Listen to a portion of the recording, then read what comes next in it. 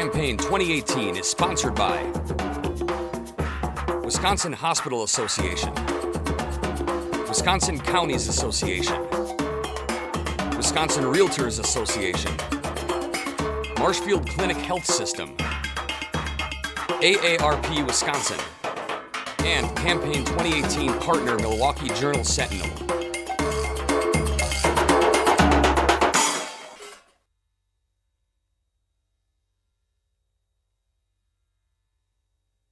Mandela Barnes of Milwaukee is the Democratic candidate for Lieutenant Governor. Mandela, welcome back to WisconsinEye. Always good to be here. Thanks for having me. Press release from your campaign yesterday. The headline was this: "They don't like what we represent."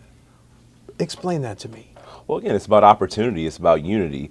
And even coming from the top, the federal government, from the president, there's a lot of seeds of division that have been sowed the American public and with the electorate, with politics in general, and it's very unfortunate. Our campaign is about bringing people together. It's about making sure that not just our party, but our entire state is united. You're the only one of the candidates for governor, lieutenant governor from Milwaukee. Here's my question. Are inner city Milwaukee residents better off after 8 years of the Walker administration? Oh, absolutely not. I mean, you look at repeal of the earned income tax credit. You look at certain apprenticeship programs that have been taken away by the governor. You look at cuts to public education, which have adversely impacted schools in Milwaukee. Absolutely not. People are much worse off in the last 7.5 years under this administration. When the Republicans say, though, that you look at the unemployment rate, it's 2.8 statewide, and African Americans in inner city Milwaukee have been helped by the economy, your response? I would say you got to dig a little bit deeper because, one, it doesn't account for the jobless number. Governor Walker has made it more difficult for people to receive unemployment benefits, which means that these are people who are no longer counted in that number, people who have been long-term unemployed who no longer qualify for unemployment insurance also do not count that number. And also, we need to look at the amount of people who are overemployed and underemployed. By overemployed, I mean people who are working multiple jobs just to make ends meet. People who are underemployed who are not working enough to make ends meet as well. People who work in very few hours, low wage employment, and then you have to look at the rate of poverty in this state. I mean, we're at 12% poverty. More people are working for much less in the state of Wisconsin. So when the governor talks about a low unemployment rate, it doesn't account for so many other economic factors that have been very distressing to communities as a whole. What do you think the next budget submitted by Governor Evers should do to deal with inner city Milwaukee poverty, Mandela? Well, poverty, again, a lot of that, we have to look even outside of the budget. I mean, raising the minimum wage is the first thing that we should do, and the governor has been completely take it to what? Well, I support $15 minimum wage, okay. And so does we've come out, $15 minimum wage. Okay. So the thing is, Governor Walker wouldn't increase the minimum wage 1 cent if he has it his way, if he's elected to another term. That means 4 more years of $7.25 minimum wage, which is ridiculous. It's been that way since maybe 2007, I think. It's over a decade. The Foxconn, tax breaks, tax benefits, they've broken ground in Racine County. Representative Jason Field says, "I'm voting for this because I believe my constituents will have an opportunity to work at Foxconn." Do you think Milwaukee residents will have, inner city residents will have an opportunity to be trained, have access, transportation to jobs at Foxconn? So let's look at other issues. I mean, look at transportation to and from that area. There are other steps that the state should have taken before Foxconn was even a part of the conversation. That means investment in mass transit. It means investing in technical education. As we know, Governor Walker's first budget, technical colleges took a hit. Mass transportation also took a hit. And the cart is definitely before the horse in this instance. And they talk about making the next Silicon Valley. Well, you can't just create the next Silicon Valley. You have to create the conditions that make a Silicon Valley possible.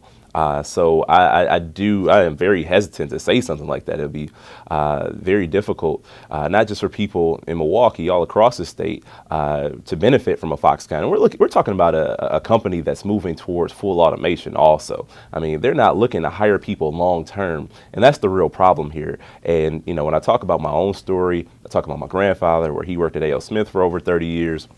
My dad worked at Delphi for over 30 years. I mean, we're talking about very short-term employment here. The opportunity for people to work at the same place for decades just doesn't exist anymore. And it's a real problem. I mean, we're putting too many eggs in one basket, and it's the basket itself is fragile, let alone the eggs. Kimberly Clark wants some of the same tax breaks, tax benefits. If you'd still have been in the assembly on February 22nd when the Kimberly Clark package came up for a vote, how would you have voted? I am certain that I probably would have voted against it. I mean, I think we've opened the door to this form of corporations wanting to get everything they can, even well-established corporations who actually can afford it. It's not like Kimberly Clark is in a bind. They haven't had much of a tax burden in the state in the last several years. Wisconsin, as you know, has the highest incarceration rate for African Americans. Are you convinced that a Governor Evers and a Lieutenant Governor Barnes would deal with that issue over the next 2 years? Oh, absolutely. If so, how? Absolutely. So I was the ranking Democrat on the Committee on Corrections. This means, we address the way that we sentence nonviolent offenders. It also means that we address our recidivism rate, which is a huge contributor to our prison population. People who've been revoked on no new crime, only technical violations. These are people who it doesn't make sense to send them back to prison at a price tag of $30,000 per year per inmate. These people could be better served going through a job training program if they've committed no new crime, could be better suited going to a continuing education program if there's been no new crime committed. This would ultimately have a more positive impact on that person and ultimately a more positive impact on the community and the economy as a whole. We have to be smarter on corrections, and we can't just lock people up for every offense. Again, especially nonviolent offenders. And you have elderly inmates, people and those who are also dealing with health issues where if they were released would pose no threat to society, people who it just doesn't make sense to continue to keep them behind bars. It came up in the primary, the 8 Democratic candidates. Do you believe, as some of them did, that we can, over a period of years, cut our inmate population by 1/2, Mandela? Oh, absolutely. And that's something that happens over time. It's not something that happens overnight. If you stop sending more people back to prison, if we reduce our recidivism rate, if we address the way that we, sentence nonviolent offenders, over time, the prison population will be half of what it is now, meaning that we free up $750 million, to go to other programs, to go back into our schools, to go to our roads, to go to funding mass transportation, to funding the essentials that we need here in this state. And if we invest that money more wisely, that means that there are more opportunities for people across the state of Wisconsin, more opportunities for people who may have otherwise become offenders. When there's more access to education, more access to job training and job placement, that means we will see fewer people going into our prison system. The governor's ads, though, you've heard them say this would mean the release of violent offenders, their term, back into Wisconsin society. Your reaction? Well, we know the governor says a lot of things that just are not true. The governor says a lot of things to make people afraid. He wants to use fear-mongering because the governor can't run on his record. And if we look back to Governor Walker's time in the Assembly, truth in sentencing was his signature legislation. That was his hallmark law that was passed. And he's had a history on being wrong on crime. As states across this entire country, some states who are much redder than Wisconsin, they've understood the complications of over-incarceration. Our governor has not, our legislature has not, because politically it makes sense for them to continue down this wrong path, because if you have people who are, you create fear, and which is very unfortunate. Because these are people's lives that we're talking about. And the majority, overwhelming majority of people in our prison system are not in there for life. These are people who are coming out, who are going to be returning to society. And we need to make that transition as smooth and also, as beneficial to all sides as possible. When I go to the DPI website, the 4-year graduation rate for MPS, I think the school year 15-16 is still about 60%. If Governor Evers asks you to come up with a plan to improve MPS's graduation rate, what recommendations might you consider? I'm going to say this. We have to work on our poverty rate. We also have to increase access to quality and affordable health care, because these are factors that impact student success. Students who show up to school on an empty stomach, they're not going to learn the same way as students who are in more wealthy school districts. When you have health needs that are unaddressed, even if their parents are covered by Badger Care, you still have to look at access to health care, which is a real problem. I mean, does that mean you take off an entire day from your job to go take your child to go to a doctor's visit? There are more extenuating circumstances that have to be addressed. We have to get to root causes, and I don't think we've done that. I've always said, I've said it probably on this show before, that there's no such thing as a failing school, only a failed community. So when we address those root causes, making sure that students are showing up to school ready to learn, that is how you fix the outcomes in education. That is how you address graduation rates. I mean, if you look at graduation rates, they often reflect rates of poverty. The Medicaid reimbursement rates, are they too low? Have we hit a tipping point with MA reimbursement rates? Well, I do think, personally, we could up those Medicaid reimbursement rates. In my time in the legislature, I've talked with a number of providers who made issue about Medicaid reimbursement rates. But more importantly, we need to take the Medicaid expansion before that's even a thing. If we have that money in our coffers here in the state of Wisconsin, that is how we begin to actually address Medicaid reimbursement. But if we haven't even taken the step to get our money back from the federal government, it makes it more difficult to have that conversation about Medicaid reimbursement. The governor's new ad against you and Mr. Evers suggests that your administration would raise income, gas, and other taxes. Your response? The governor is on like his 22nd or 23rd ad right now. He's throwing everything at the wall. And for someone who's been in office for 7.5 years, this is not a good sign for him. And of course, as I said before, the governor's going to try to make up whatever he wants to make up. And these are just outright lies. The governor's raising taxes. I mean, Foxconn is not something that's free. You're giving away $3 billion of state money. People are going to have to pay for that. I mean, that is a tax on people all across the state of Wisconsin, many who will not ever benefit from Foxconn being here. So with that being said, the governor, again, is being untruthful. The governor is willing to say whatever he wants to say to stay in power. Your position on the bills in the Capitol that would legalize recreational and medical marijuana, Mandela? Yeah, I was, in the legislature, I was a sponsor of full legalization. I was the author of decriminalization. This week, Mr. Evers said he will come up with a highway funding plan on Inauguration Day. Mm-hmm. The governor said, don't trust a Madison bureaucrat. I'm paraphrasing the governor. These are not my words. Fair enough. Don't trust a Madison bureaucrat who doesn't promise a plan until he's elected. Your response? Well, I can tell you that it will take less than 8 years to come up with a plan. The governor's been in office for 8 years, or 7.5 years at this point. So to say that, on day one, or in the first few months, is much more than waiting 8 years for an actual road plan. The governor's had so much time to make this happen, and he still has not. Over my career in the Capitol, I've watched a few lieutenant governors. Each has kind of had a different definition of the job. What's your definition of the job?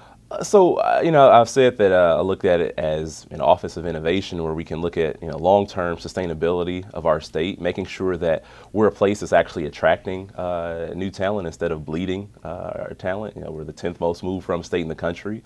People don't see Wisconsin as a place to live, work, raise a family, and we got to change that. We have to change that dynamic. We have to flip it on its head. But as a former legislator, as someone who's worked in policy since my time in the legislature came to an end, I want to be involved in the legislative process. I want to make sure that we are pushing a very bold, progressive agenda here in the state of Wisconsin to get us back to where we need to be, to reduce income inequality, to reduce other disparities in this state, and make Wisconsin the best state in the nation. Can you address the context when you said that Milwaukee residents who voted for Obama mm-hmm. and then voted for Trump, quote, you can keep them? That's been criticized by Republicans. Can you explain the point you were trying to make, sir? Well, they stressed the you can keep them part, but they didn't stress the need for us to get to those people who voted in 2008 or 12, but not 16. That's the most important point that was made. People who've been just disenchanted, people who've been left behind, people who don't feel like there's a party who's looking out for them, because we haven't always had the conversations that we've needed to have with them. So we need to get people excited again to come out to one, vote, but also understand what it means to vote for Democrats. We haven't always put out a message out there. Too many times we've been anti. And I want to be very clear that this campaign is absolutely for something. It's about opportunity. It's about access to quality and affordable health care. It's about supporting our public schools. And it's also about protecting the environment, fixing the roads, and the list goes on. And I need the people who have felt like there was not a message or a candidate that spoke to them. I want people to know that we are talking to you, that we want your support. We want you to come out to vote for us. Local governments have lived with levy limits to control property taxes for 13, 14 years. Local leaders say, hey, this hurts our ability to provide local services. Get rid of levy limits, dial them back, keep them? Well, it's just one of many instances where local control has been taken away, and we need to restore control back to local authority. Our counties, our cities, towns, villages need to be able to make choices, make decisions for themselves. And it's so funny because the party of small government seems very intrusive on and very heavy-handed when it comes to local authority and people being able to make decisions for themselves. Just two further questions. Next steps to fight the epidemic of heroin, methamphetamine, opioid abuse and addiction. Thoughts? Yeah, so again, I mean, we passed a lot of legislation during my time in the Assembly, but what we didn't do, again, is get to the root causes. I think that drug companies, large drug companies, need to be held accountable for their contributions to the opioid crisis, to the drug abuse crisis. They have a role to play, but they haven't been held accountable. There were states who have filed lawsuits against Big Pharma. Wisconsin was not one of those. Then last, differences between you and the incumbent lieutenant governor? Yeah, difference is I'm looking for a path for the future of the state of Wisconsin. And, you know, I realize that we have real issues in this state. Having lived many of those issues, having experienced many of those issues, I know that there is a better way forward. I know that we cannot continue this way if we ever want to grow as a state.